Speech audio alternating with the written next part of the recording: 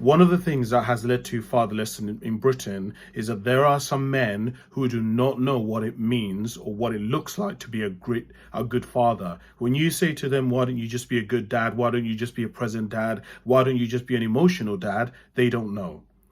My name is Kasim, and for the last year, I've been looking into the social and psychological reasons that lead to fatherlessness in Britain, that lead to deadbeat dads, and that leads to estrangement with fathers and their children.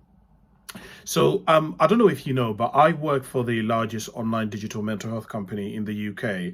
And my job is to go across Southwest London, so boroughs of Merton, Sutton, Wandsworth, Kingston, Richmond, and Croydon.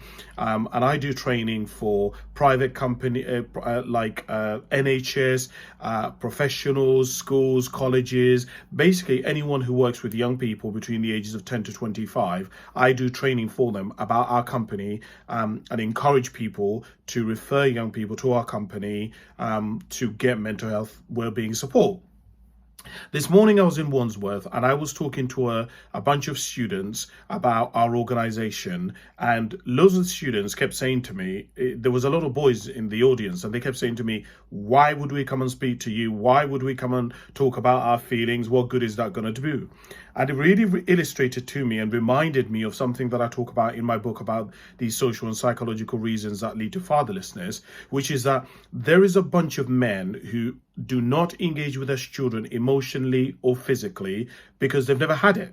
Now, many people say to me, and I've had this, but whenever I've told this to people, people then usually say to me, well, Kasim, you should just know, just because you had a shit upbringing, or your dad wasn't in your life, or your dad wasn't emotional, he was absent, then you should not want to repeat it. Well, there's two problems with that. Number one, in order to be aware, most people, what they've been brought up in is what's normal to them, and so you cannot change what you're not aware of. And secondly, in order to change something, you have to be presented with something different. A lot of boys and men, when they're in a marriage or a relationship and their spouse or their wife is saying to them, be emotionally engaging with the child, be like present in the child's life, they don't know what that means.